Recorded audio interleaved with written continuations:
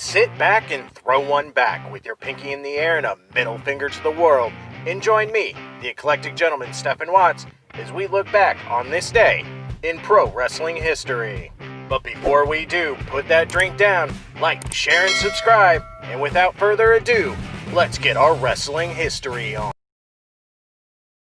Ladies and gentlemen, boys and girls, children of all ages, it is July 23rd, and we're going to start off as we always do on a positive note.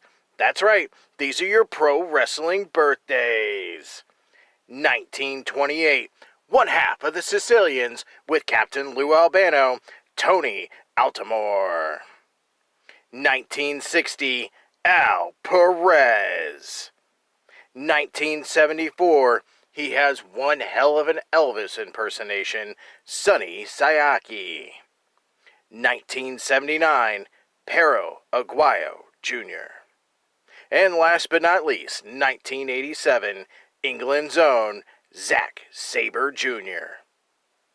And we're going to keep that positivity train a-rolling. That's right, these are your pro wrestling history highlights for July 23rd. A super short trip in the Wayback Machine today as we start in 1984.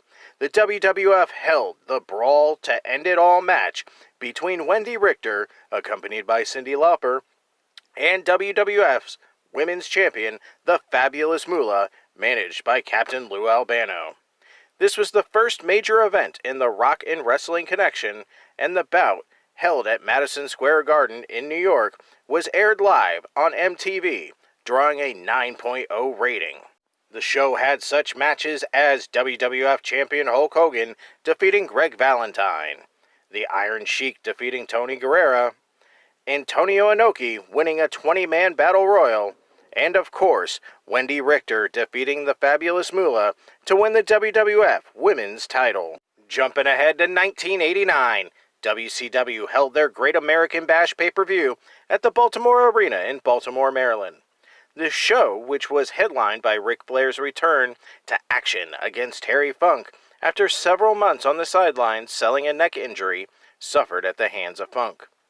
This is generally considered the first successful pay-per-view from a financial standpoint in WCW history. It is also critically a success, with many saying it was the best Bash card ever. In the main event, NWA World Champion Ric Flair defeated Terry Funk. Flair was going for a figure four when Funk reversed it into a small package, but Flair reversed to a small package back, ending up on top for the 1-2-3. Post-match, a wild brawl ensued with Flair and Funk and the Great Muta and Sting. Grabbing my flannel and going to the decade of grunge, 1995. At the WWF In Your House 2, the Lumberjacks, Shawn Michaels defeats Jeff Jarrett to win the Intercontinental title.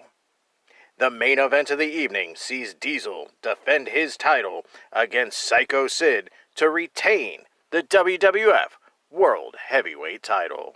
Those were your super short but sweet pro wrestling history highlights for July 23rd. I'm the eclectic gentleman Stephen Watts, and we'll see you tomorrow.